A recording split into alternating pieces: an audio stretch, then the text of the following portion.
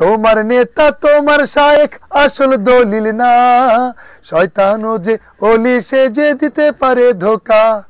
তাই বায়াত নেয়ার আগে বন্ধু, তাই বায়াত নেয়ার আগে বন্ধু আমির যাচাই করো। কি বলেছে তোমার পীর, কি বলেছে আকাবির, কি বলেছে তোমার বাপ দাদারা। প্রথম কথা হচ্ছে যে কি বলেছে তোমার পীর, কি বলেছে আকাবির, কি বলেছে তোমার বাপ দাদারা। এই গানটা গাওয়ার প্রেক্ষাপট আমি আপনাদেরকে বলছি। এই গানটা গাওয়ার প্রেক্ষাপট হচ্ছে খুব অল্প কিছুদিন আগে আপনারা লক্ষ্য করেছেন এই দেশে কিছু ভণ্ড পীর সেজে কিছু বক্তা তারা স্টেজে পরম শ্রদ্ধেয় ইসলামিক স্কলার আহমদুল্লাহ সাহেবকে নিয়ে অনেক রকমের কুৎসিত মন্তব্য করেছিল। ঠিক তারপর এই গানটা লেখা হয়। গানটা লিখেছেন এবং সুর করেছেন আমাদের প্রিয় গীতিকার আতিকুল ইসলাম, তিনি প্রবাসে থাকেন। তো গানটা যখন আমি পেলাম তখন আমি গানটা গাইলাম এই জন্য যে গানের কথাগুলো খুব চমৎকার।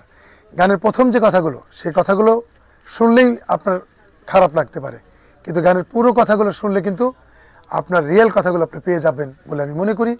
কারণ তোমার নেতা তোমার শায়েখ আসল দলিল না, শয়তানও যে অলি সে যে দিতে পারে ধোকা। তুমি নেতা অথবা পীর মাশায়েখ কিংবা যে যেই কথাই বলুক, তোমার দলিল দেখতে হবে কোরআন থেকে, তোমার দলিল দেখতে হবে হাদিস থেকে। এই কথাগুলো তো আমার না বন্ধু, কথাগুলো আল্লাহর এবং আমাদের রাসূলের। সুতরাং আমি আপনাদের মাঝে স্পষ্ট করে কথা বলছি যে আমার পুরো গানটা যারা শুনতে চান একটু দয়া করে শুনবেন, তারপরে মন্তব্য করবেন।